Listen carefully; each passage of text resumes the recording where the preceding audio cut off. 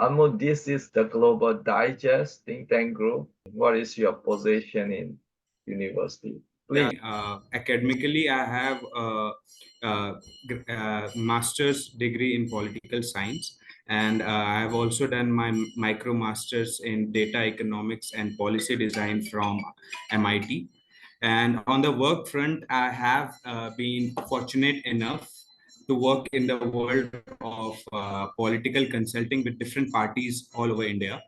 I've had stints with the Aam Aadmi Party in Delhi, which is the national capital of India, and also the Rashtriya Janata Dal in Bihar. So my hands-on experience in running the political campaigns for various parties has given me a very deep understanding of how things really work at the ground level. So, especially during Bihar's state election. So, let me give you a context. So, Bihar is among the most poor and backward states in India. Right. It ranks the lowest in terms of Human Development Index using the UN method, and it's around 0.572, which is equal to the Republic of Congo. So I have seen firsthand the challenges of reaching out to a voter base that's mostly poor, illiterate, and often votes based on a very limited information. So connecting with them and getting votes is no walk in the park, you know. So their needs and perspectives are quite different from other regions. So it's crucial to have a very tailored approach to engage with them effectively. And apart from my political consulting gigs, I've also spent time teaching. So I was involved with an NGO that educated kids in Delhi's slums. So this experience has shed light on how actually the family power dynamics play a role in shaping the individual's participation in elections, which is not something that you hear about every day, because the Right. people from slums in India rarely go to vote. And apart from that, I've also had the opportunity to share my knowledge as a guest lecturer at various states universities across India. I see. It's excellent. Yeah. You have multiple experience. By the way, you are member of AAP party, right? And Yeah. you are I, a I was candidate I for member of parliament or member of state assembly, or did you plan or how's your so yeah. activity in the So party?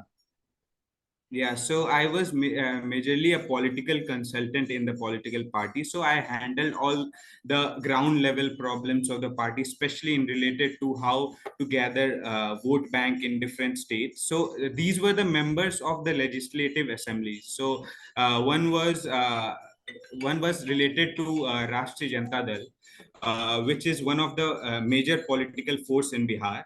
It has been ruling Bihar since the last 2 decades, and recently there was some collapse between in the coalition, and now there is some other government. So I was part of that party of the consultancy through a consultancy firm. I was part of the whole political campaigning of that party. I managed the whole party campaigning, and at the end we won that election. So yeah, that was the turnout. So you mean AAP party won, they won election in Bihar?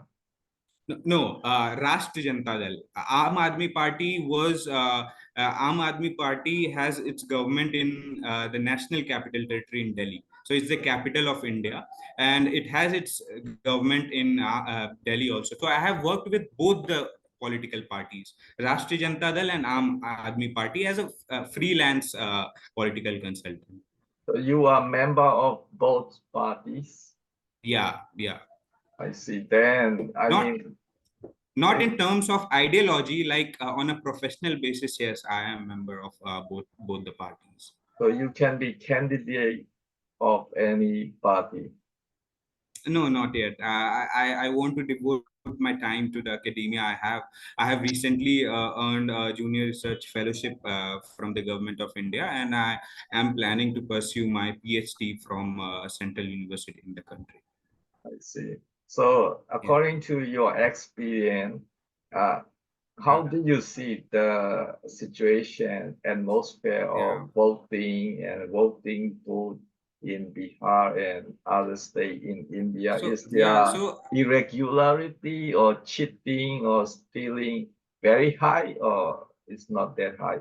Maybe it's high. statewide. So let me give you a brief background of what happens in India in terms of the whereabouts of Indian democracy, if you allow me. Right, So, so India's democratic system is distinguished by its expansive and very varied electorate. And recently, the 18th general election is going on in India that has started from April and it will end in June 2024. And this is being organized in about 7 phases. And let me tell you, it is the most extensive election in the history. right, Almost 970 million voters. And this in itself is an increase from the last election. It's almost 150 million increase. So the whole election would be held in 7 phases. So however gloomy and beautiful as it may look from the forefront, one particular thing is to be noted that a very recent survey by the Economist Democratic Index in 2023 categorized India as a flawed democracy. right, So there are a lot of concerns related to sedition, defamation, and counter-terrorism, especially against the opposition parties. They are being framed in order to counter the political dissent. So freedom of political expression at the present time is in a way becoming very limited in India. right. I Yeah. guess So so because there are many irregularity or and how they are cheating vote. They pay yeah. So money or uh, they are, yeah. So election uh, commission put a lot mhm. of extra vote or they deduct what they don't want the vote, something they can do. There is a lot of room for corruption in the election Of commission course, of course. itself. Such a large democracy, so there's a lot of scope for corruption, so especially in relation to the present election that is going on. What are the problems? What are the basic theoretical problems as well as political problems? I noted them down.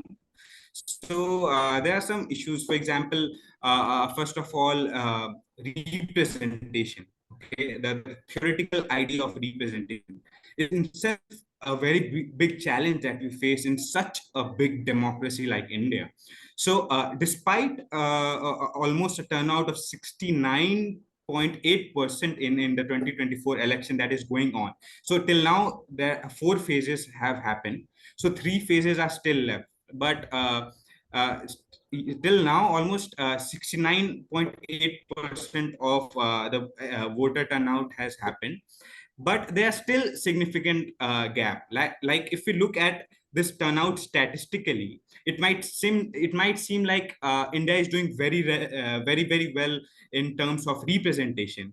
But I reckon that what representation truly means to the people, is it just about giving everyone the right to vote as suggested by Scum Peter, or should we actually in a way move away from the Eurocentric academic notion of democracy, perhaps to a more Gandhian notion, or to a more Rousseau's notion of general will, where each vote truly represents the individual will rather than a passive agreement that is influenced by societal norms like family and religion.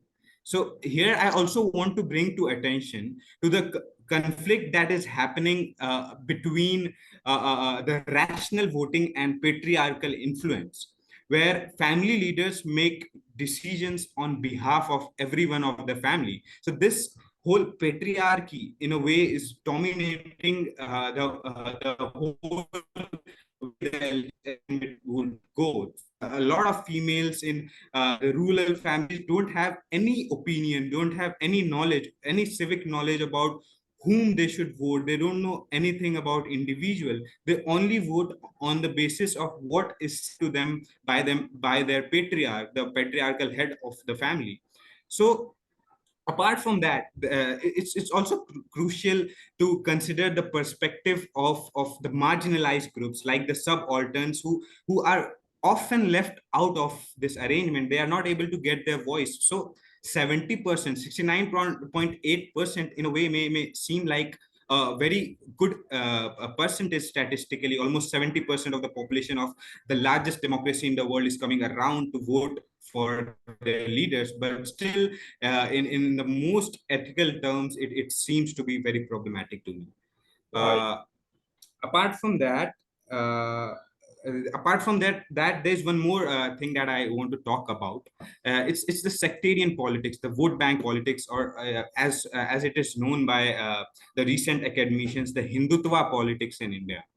Right. And yeah, so the, You know, so it had. I did not consider India is a liberal democracy because Mm, they have election, but they did not implement that all these characteristic of democracy, liberal, a good human rights, you know, freedom of expression, of freedom of any political activity. I mean, a good development, economic growth. There are many things See, there behind is a behind the democracy system in India, and you know that's most we consider India as electoral democracy, not liberal democracy. Also, as you already know, even electoral democracy, election system, a lot of corruption and flaw elections, as you point out. It's you know, individual voter, they may not have really political knowledge, as you point out. Probably yeah. they are head of family, what they said to vote this party or that party, or probably head of community in the village. They said Yeah. vote to this party or Yeah. that party, or probably the Hindu dwarf, the Hindu leader said vote to this party, that party. That become, you know, voting system in India, and individual has very, you know, far away from knowledge of democracy and what is liberal democracy. So that's I agree with you. You also did you see any cheating vote directly? Did you have any evidence cheating or manipulating voting bank or the election commission wrongdoing? Did you have any evidence?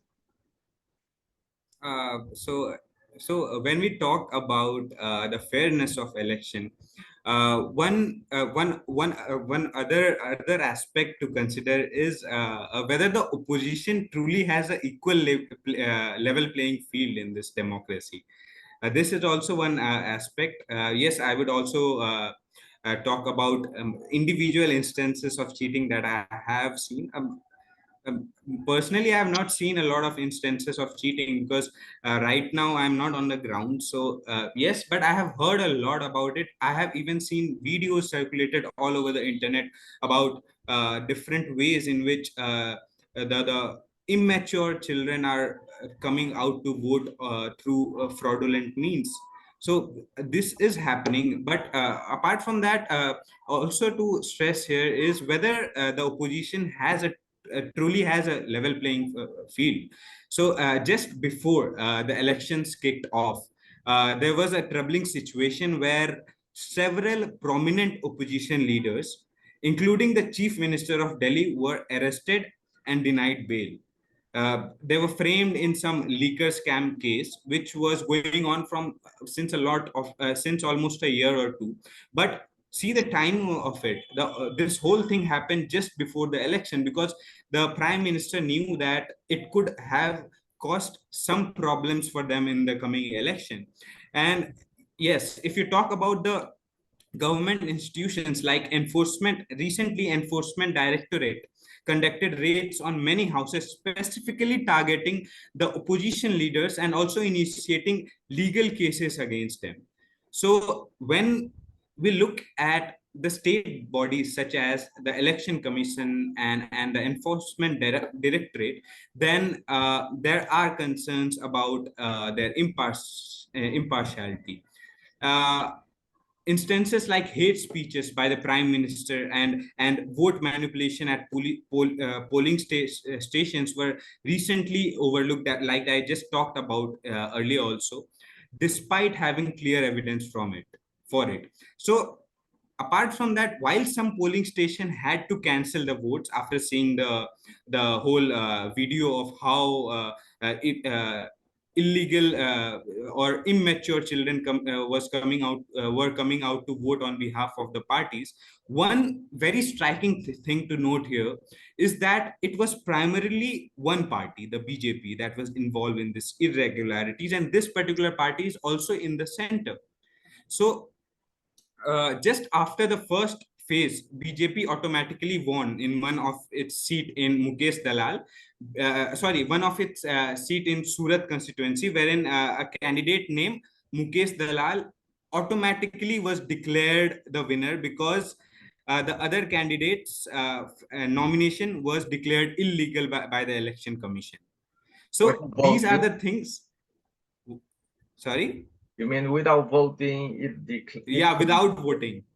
You have to file nomination before contesting the election, and the nomination would be checked on the basis of some rules by the election commission.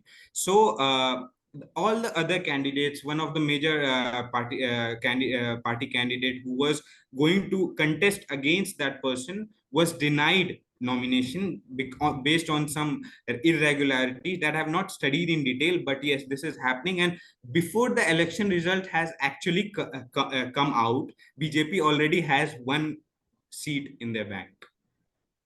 I see. So Yeah. it's mean they are So in advance. They have a kind of manipulation, something like that. So apart from that, let me tell you a very recent incident, John. So it's about how the voters are being manipulated in the country, and what are the real issues. The issues are not about employment. The issues are not about how the youth would grow as an individual, how they would build their capacity. The issues are related to religion. The issues are related to community. So I mean, vote bank politics is all right, but should it escalate to the extent of promoting violence and animosity between different communities? I don't think so. There's this incident wherein the prime minister of the country, during a rally in Rajasthan, criticized a particular party for allegedly favoring a specific community by disproportionately allocating the country's resources to them. And you know that community was the Muslim community. So, which according to him had disadvantaged the Muslim community. Sorry, the Hindu community. So, these are the things that are happening, and this is not right, because according to the model code of conduct of during the elections, no leader is allowed to present a speech that leads to animosity or hatredness between two community. And this leader, who is the prime minister of a country of almost 1.7 billion people, is coming out and around on the stage and talking such bad things about one of the community, which is also a dominant community in the country, is something that is very shameful for a nation. Right. So this is where a line should be drawn, because such a step always leads to communal tensions, as we have seen in the country for almost 2 terms of this government. Right. So AAP and RJD are both opposition party, or they are part of No. BJP? Aam Aadmi Party is, yeah, alliance, yeah. So there are 2 major parties that are contesting this election in 18th general election in the country. apart from that, there are other parties, but the election has become more bipolar in the present times. So there are two alliances. One is the National Democratic Alliance, which is headed by BJP, and there are other parties in it. The second alliance is named after India. Its name is also India, Indian National Developmental Inclusive Alliance. So it is headed by Congress, and in this alliance, Aam Aadmi Party is also there, and Rashtriya Janata Dal is also there. I So see. both the parties are Overall, part. AAP and RJD are opposition alliance No, group. yeah, opposition alliance group. Yeah. So AAP and RJD majority is the ideology is based on Hindu. They are also Hindu, No, isn't it? But no, most they have a very secular. but most member are Hindu religion, right? Not Muslim or mixed. Yeah, yeah. No, in every other party in the country, the majority of the people are from the Hindu religion, or a very small majority is from the other religions like Muslims. So AAP is now currently government in New Delhi. Yeah, the national capital. Oh, And the irony is that the chief minister of Delhi is behind the bars. He has recently been released on bail, but all the time in the other phases of the election, he was behind the bar, so and he was one of the leading opposition figure. so the AAP leader, chief minister of New Delhi, he can involve in election, right? Yeah, he is involved in elections. There are cases against him, and unless it is proved, he would be the member of he would be the chief minister of the state, So and he's part of the elections. AAP is governing in only one state, New Delhi, or No, is there no, any two other states. state? Yeah, it's also governing in Punjab too. I see. So AAP Yeah, has two states, New Delhi and yeah. Punjab. What about RJD? They Uh, government in RJD had RJD had its Bihar. government in alliance with Janata Dal United in Bihar. But recently, the leader of there was a breakup. There was a breakup in the faction, and the JDU Janata Dal United joined BJP. So in a way, BJP and Janata Dal United is ruling Bihar right now. If you talk about flip flop or flipping one party to another, it's not RJD, it's JDU that is doing it. Earlier, RJD was ruling the state for almost 2 decades without any support. After that, recently it joined hands with JDU and just Janata Dal United, and Janata Dal United is flip flopping, hopscotching I among see. uh, RJD and BJP. I see. Yeah, So RJD has power in Bihar. They have also yeah, power in other yes. states. No, it has the major influence that RJD has is in Bihar. So only one state, right? So, and Yeah. I So see. yeah. Uh, So yeah. Current AAP position, how do you think? How many states they can gain power in this election? See, in this particular election, the seats are divided between different parties. So the Aam Aadmi Party has its majority. It would be contesting in Delhi as its majority seats. But its majority seats are in Delhi. So it would be contesting in Delhi, and I'm very hopeful that it would get through all of its seats in Delhi. In which in two constituency it is. Uh, going in the election, and it would win in that. What about in other states? AAP So has any this strong influence? uh,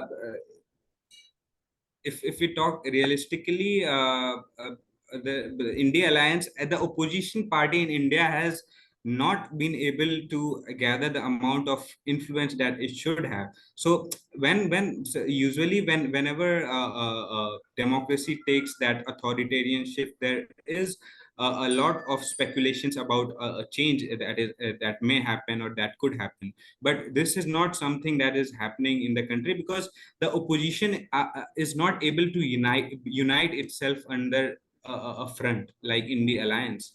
So in this particular election also, what seems to me right now is that the National Democratic Alliance may have an upper hand, and it may win majority of seats again. But again, when it's talking about 400 plus majority, there are 543 seats in the Lok Sabha, and when they are talking about 400 plus, I personally am thinking that it would, and also what the exit polls suggest, that the seats would go down this year.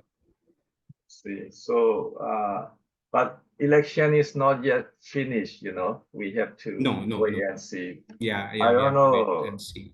why, I mean, 2 3 decades ago, Congress is very powerful and nobody can challenge Congress. So why it's suddenly, broken into pieces and it could not revive because BJP is too strong, because Hindutva is too strong, or what did you see? Why the opposition are weak nowadays compared to 2 decades ago? Majority of BJP's agenda or narrative has been around Hindutva in the recent years. And in this postmodernist society where the mass media, social media has such a huge impact, and with a huge chunk of people having access to this, I think BJP has struck that chord within the country, that chord of sentiments of the majority of people of the country, of how I mean, there has been this narrative that a particular religion like the Hindu religion is would face problems in the future if some other religion like Muslims, like the Muslims, are allowed to grow at the rate that they are growing right now. So in the face of such speculations, the people in the country had become fearful. And also the issues like the religious issues like the Ram Mandir in Ayodhya. There was this problem of the reconstruction of a very big temple in Ayodhya, the Ram Mandir, Right. which BJP had in its manifesto, and it has fulfilled it right now. So BJP has struck that Hindutva chord, and somehow it seems to be working for the political party at the present moment. And yes, there and also different reasons like uh, literacy also plays a huge role, because the issues that are in the forefront, the narratives that have been built by the party, especially the communal issues like they would be enforcing a uniform civil code after they come into power, or there would be a one nation one election. All of these are not very important issues. The important issues are what is the government going to do about the economy? What is the government going to do about the 20%, 20% youth that is still employed in the country?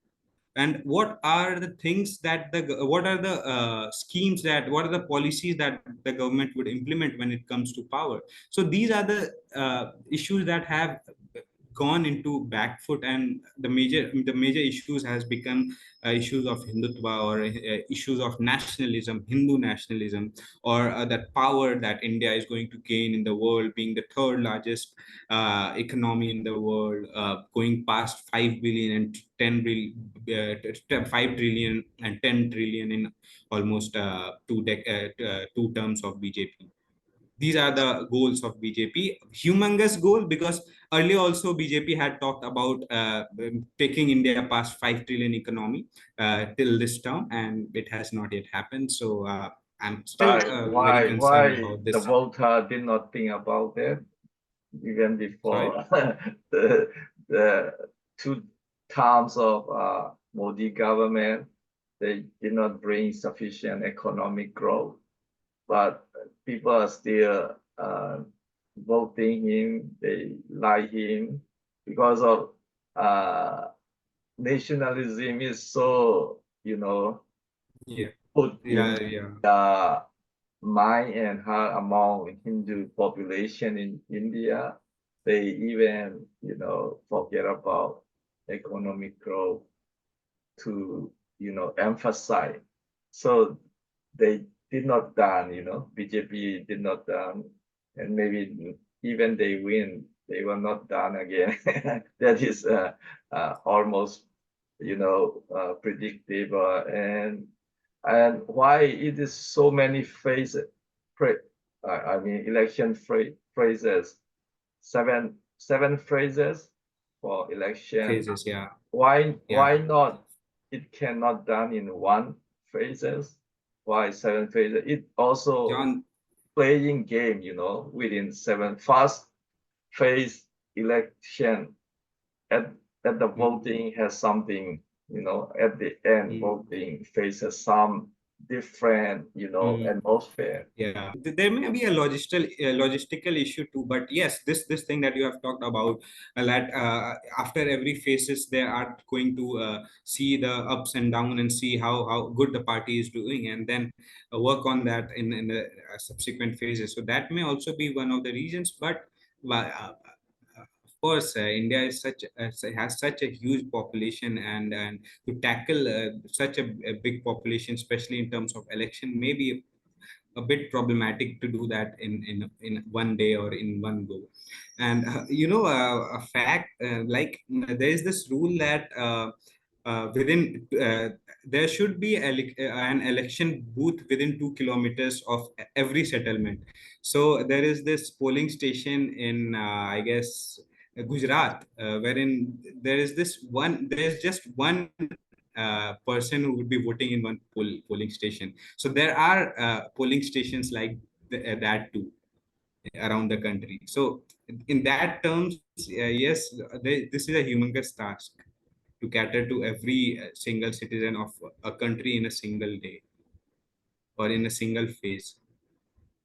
I see. And even if there are downsides of a democracy like India, but but if we see, there are some good things also about how India has been able to, in a formal sense still, but a country so big has still been able to conduct election every time on time, and also at such a vast level. This is something that also needs to be kept in mind.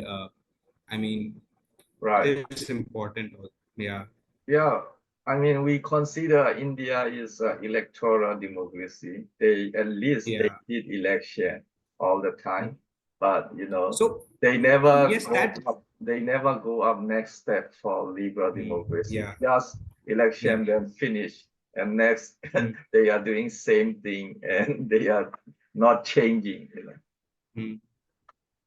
So But then what, apart from that, what is the best example of democracy that we could look forward to? I don't feel at the present moment there is a framework of democracy that a government, that a country is showing, that is as as is something that could be followed everywhere around the world. Every democracy is facing one or other problem. But yes, the challenges of India is very different in the sense that the population is not that literate, the still a bit backward in a lot of sense. There's a huge wealth or income inequality in the country. But yes, it would learn its lesson. Lesson such a big country, it would take slow steps towards that. I right, personally feel so. I'm very positive about how I see my country growing in the recent times. Maybe I personally would bring that right, growth, or a youth like me would go forward and bring that growth that the country needs right now, away from the communal politics that is going on. right. There are specific parties that are that are religion based, like AIM, IM, and others. But Yes, Congress in itself has a lot of ministers, promote a lot of people from Muslim religion, and apart from that, RJD in itself is a party that has always supported the OBC, other backward classes in Bihar, and also the Muslim religion as a whole. It has a major it has a major hold in the Muslim regions of the state.